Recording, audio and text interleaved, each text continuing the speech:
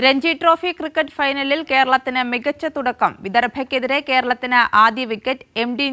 നിതീഷാണ് wicket നേടിയത്. Toss നേടിയ കേരളത്തിന്റെ ക്യാപ്റ്റൻ സച്ചിൻ ബേബി ബൌളിംഗ് തെരഞ്ഞെടുക്കുകയായിരുന്നു. എ.പി. സജിഷ സ്പോർട്സ് ഡെസ്കിൽ നിന്ന് ചേരുന്നുണ്ട്. സജിഷ, മത്സരം എങ്ങനെ പുരോഗമിക്കുന്നു? സ്വപ്നതുല്യമായ ഒരു ഫൈനലിൽ ഒരു സ്വപ്നതുല്യമായ നേട്ടമാണ് കേരളം നേടിയിരിക്കുന്നത്. ആദ്യ ഓവറിൽ തന്നെ വിദർഭയ്ക്ക് വിക്കറ്റ് നഷ്ടം. രണ്ടാമത്തെ പന്തിലാണ് വിക്കറ്റ് നേടിയിട്ടുള്ളത് എം.ഡി. നിതീഷ്. കേരളത്തിൻ്റെ ബൗളറായിട്ടുള്ള എം.ഡി. നിതീഷ് വിദർഭയുടെ പാർത്ത് രേഖയുടെ പുറത്താക്കുകയായിരുന്നു. വിദർഭയുടെ അക്കൗണ്ട് തുറക്കും മുമ്പ് തന്നെയാണ് ഇപ്പോൾ വിക്കറ്റ് വീണിരിക്കുന്നത്. അതൊരു വലിയ നേട്ടം തന്നെയാണ്. ഇനി 9 വിക്കറ്റ് കൂടി ബാക്കിയുണ്ട്. എന്തെങ്കിലും അക്കൗണ്ട് തുറക്കും മുമ്പ് തന്നെ ഒരു വിക്കറ്റ് നേടാൻ കഴിഞ്ഞത് കേരളത്തിന് വലിയൊരു നേട്ടം തന്നെയാണ്.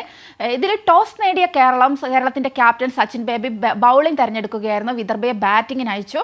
അതിനുശേഷമാണ്, അതിന് മാത്രമല്ല, ഇന്നത്തെ ഒരു ടീമിൽ തന്നെ ചെറിയൊരു മാറ്റം ഉണ്ടായിട്ടുണ്ടായിരുന്നു. ആദ്യ 11-ൽ വരുൺ നായനാരെ ഒഴിവാക്കി, സെമിയിലുണ്ടായിരുന്നത് വരുൺ നായനെ ഒഴിവാക്കി. അതിന് പകരം ഒരു പേസറായിട്ടുള്ള ഏതൻ ആപ്പിൾ ടോമിനെ ടീമിൽ ഉൾപ്പെടുത്തുകയായിരുന്നു. നിതീഷും ഏതൻ ടോമും കൂടിയാണ് ഇപ്പോൾ ബൗളിംഗ് ഓപ്പൺ ചെയ്യുന്നത്. ഇപ്പോൾ ബൗളിംഗ് തുടർന്നുകൊണ്ടിരിക്കുകയാണ്. ആദ്യത്തെ 3 ഓവറിൽ ഒറ്റ റൺസും ചേർക്കാൻ വിദർഭയ്ക്ക് കഴിഞ്ഞിട്ടുണ്ടായിരുന്നില്ല.